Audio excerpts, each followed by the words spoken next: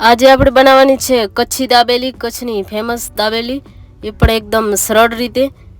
તો બન્યા રહેજો વિડીયોમાં એન્ડ સુધી. પહેલાં જ તો મેં આમલી લઈ લીધી અને પછી આ 7 થી 8 ખજૂર, જેને મેં ઠળિયા કાઢી લીધા છે. અને આને આપણે હવે ઉકળવા માટે મૂકી દઈશું ગેસ ઉપર, અડધો ગ્લાસ પાણી એડ કરીને. કેમ કે આને આપણે મિક્સરમાં નથી પીસવાની, હાથથી જ બનાવવાની છે. અને હાથથી બનાવવાથી આ ચટણી બહુ જ સારી બને છે.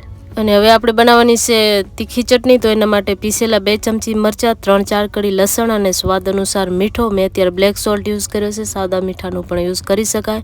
અને આ આમલી આપણી ઉકળી ગઈ એટલે ગેસને મેં બંધ કરી દીધો. હવે આની ચટણી બનાવવા માટે મેં અત્યારે અડધા કપ પાણીનો યુઝ કર્યો છે, કેમ કે પાણી આમ માપથી નાખવાનું અને થોડી લિક્વિડ આ ચટણી હોય એટલે એકદમ થીક પણ નહીં રાખવાની. અને આ લીલી ચટણી બનાવવા માટે મેં 3-4 કળી લસણ, અદરકનો ટુકડો, 2 લીલા મરચાં, થોડાક ધાણા અને સિંગદાણા એડ કરીને મેં મિક્સર જારમાં પીસી લીધી પાણી એડ કરીને. પછી થોડીક ખાંડ, મીઠો અને લીંબુનો રસ એડ કરી દેવાનું. તો આપણી ગ્રીન ચટણી પણ રેડી છે. અને આ ખજૂર આમલી નોર્મલ ઠંડા થાય એટલે એને આ રીતના જાળીમાં ગાળી લેવાનો.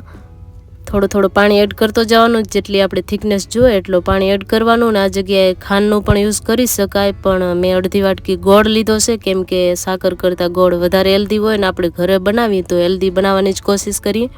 એટલે આ જગ્યાએ મેં ગોળ એડ કરી દીધો છે. તો દાબેલી માટે 3 ચટણી રેડી થઈ ગઈ ને બટેટાનો માવો પણ મેં બનાવી લીધો. ને આ છે દાબેલી મસાલો, જે રેડીમેડ મળે છે. હું ભચાઉથી લઈ આવી હતી, કેમ કે રેડીમેડ મસાલો મળી જાય એટલે ઘરે બનાવવાની ઝંઝટ કરવાની જરૂર નથી. ને આ મસાલા સિંગ પણ રેડીમેડ માર્કેટમાં મળી જાય છે.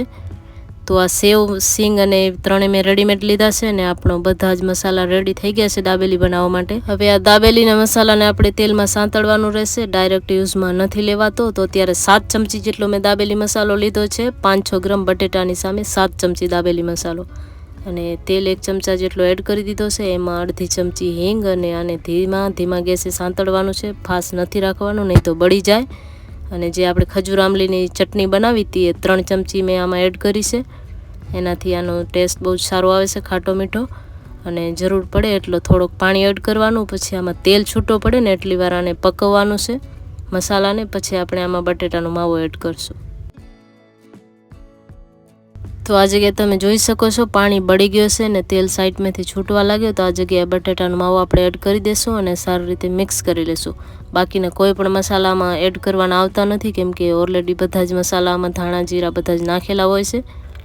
ખાલી એક જ હિંગ અને તેલનો યુઝ કરવાનું રહેશે. તો આપણો દાબેલીનો મસાલો એકદમ રેડી છે અને સારી રીતે મિક્સ કરી લેવાનું છે. તો આપણો દાબેલીનો મસાલો એકદમ બનીને રેડી છે, બહુ જ ઓછા ટાઈમમાં.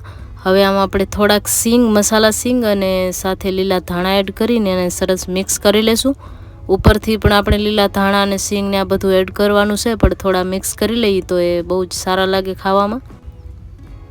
હવે આપણે આને પ્લેટમાં કાઢી લેશું અને સારી રીતે સજાવી લેશું.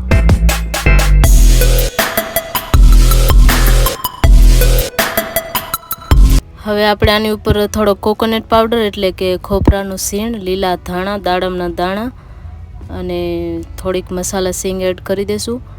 તો આપણો મસાલો એકદમ બનીને રેડી છે. આમાં જે પણ વસ્તુ આપણી પાસે અવેલેબલ હોય એ એડ કરી શકાય. દાડમના દાણા કે કોકોનટ પાવડર ના હોય તો પણ ચાલે. હવે આપણે એક દાબેલી બનાવી લઈશું આમાંથી. તો એના માટેના બધા મસાલા, ડુંગળીને જે કાંઈ આપણે આમાં લાગતી હોય એ વસ્તુ બધી લઈ લીધી છે મેં. અને આ છે પાઉં. તો દાબેલી અને પાઉંભાજીના પાઉં બે અલગ આવે છે. દાબેલીના પાઉં થોડાક મોટા આવે પાઉંભાજી કરતાં. તો માર્કેટમાં પાઉં લેવા જઈએ ત્યારે આ વસ્તુનું ધ્યાન રાખીએ તો દાબેલી બહુ જ સરસ બને. પાઉંની અંદર મેં 3 પ્રકારની ચટણી, મસાલો બધો જ સેટ કરી લીધો છે. ને હવે આપણે આને બટરમાં શેકી લેશું. આની જગ્યાએ ઘી કે તેલનું પણ યુઝ કરી શકાય. તો તૈયાર છે આપણી કચ્છી દાબેલી. આ રીતના આપણે ઘરે બનાવી તો સેમ ટેસ્ટ એન્જોય કરી શકાય. બાકી જે કચ્છમાં, ગુજરાતમાં દાબેલી મળે એ બધી જગ્યાએ બહાર એવો ટેસ્ટ નથી મળતો. તો તમને અમારી દાબેલીની રેસીપી સારી લાગી હોય તો મારા વિડીયોને લાઇક કરજો, મારી ચેનલને સબસ્ક્રાઈબ કરજો, બને એટલો શેર કરજો. ફરી મળીશું એક નવા વિડીયો સાથે. ત્યાં સુધી જય માતાજી અને જય દ્વારકાધીશ.